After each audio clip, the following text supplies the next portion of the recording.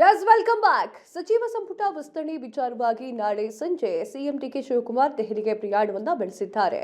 ಸಚಿವ ಸಂಪುಟ ವಿಸ್ತರಣೆ ಚರ್ಚೆಗೆ ರಾಹುಲ್ ಗಾಂಧಿಯ ಬಳಿ ಸಮಯ ಕೇಳಿದ್ದು, ಯುವ ಶಾಸಕರ ಪಟ್ಟಿಯೊಂದಿಗೆ ನಾಳೆ ದೆಹಲಿಗೆ ಸಿಎಂ ಡಿಕೆ ಶಿವಕುಮಾರ್ ಪ್ರಯಾಣವನ್ನ ಬೆಳೆಸಲಿದ್ದು, ಜುಲೈ 20ರಿಂದ ವಿಧಾನಮಂಡಲ ಜಂಟಿ ಅಧಿವೇಶನ ನಡೆಸುವಂತಹ ಸಾಧ್ಯತೆ ಇದೆ.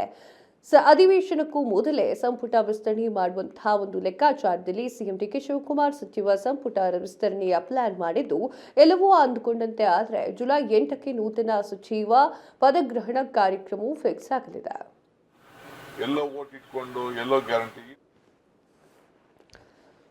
ಸಚಿವ ಸಂಪುಟ ವಿಸ್ತರಣೆ ವಿಚಾರವಾಗಿ ನಾಳೆ ಸಂಜೆ ಡಿಕೆ ಶಿವಕುಮಾರ್ ಅವರು ದೆಹಲಿಗೆ ಪ್ರಯಾಣವನ್ನು ಬೆಳೆಸಲಿದ್ದಾರೆ. ಸಚಿವ ಸಂಪುಟ ವಿಸ್ತರಣೆ ಚರ್ಚೆಗೆ ರಾಹುಲ್ ಗಾಂಧಿಯವರ ಬಳಿಯಲ್ಲಿ ಸಮಯವನ್ನ ಕೇಳಿದ್ದಾರೆ.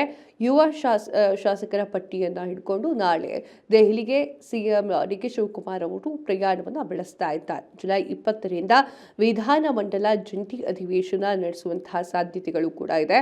ಅಧಿವೇಶನಕ್ಕೂ ಮೊದಲೇ ಸಂಪುಟ ವಿಸ್ತರಣೆ ಮಾಡುವಂತಹ ಲೆಕ್ಕಾಚಾರದಲ್ಲಿ ಸಿಎಂ ಡಿಕೆ ಶಿವಕುಮಾರ್ ಸಚಿವ ಸಂಪುಟ ವಿಸ್ತರಣೆಯ ಪ್ಲಾನ್ ಅನ್ನ ಮಾಡ್ಕೊಂಡಿದ್ದಾರೆ. ಎಲ್ಲವೂ ಕೂಡ ಅಂದ್ಕೊಂಡಂತೆ ಆದರೆ ಜುಲೈ 8ಕ್ಕೆ ನೂತನ ಸಚಿವರ ಪದಗ್ರಹಣಗಳು ಕೂಡ ಆಗುತ್ತೆ ಅನ್ನೋದು ಗೊತ್ತಾಗ್ತಾ ಇದೆ. ಗೊತ್ತಿಲ್ಲ ಯಾರ್ಯಾರು ಸಚಿವ ಸಂಪುಟದಲ್ಲಿ ಇರ್ತಾರೆ ಅಂತ ಹೇಳಿ ಕಾದು ನೋಡಬೇಕು.